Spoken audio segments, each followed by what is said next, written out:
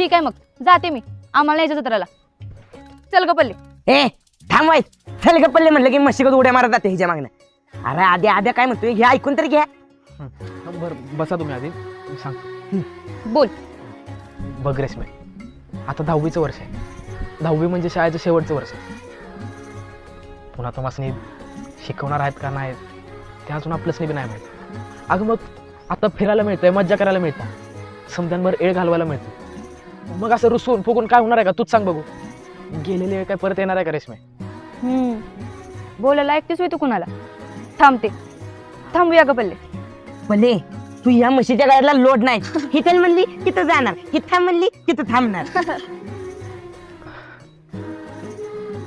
रेश्मे केवढा केवढा इकडे की.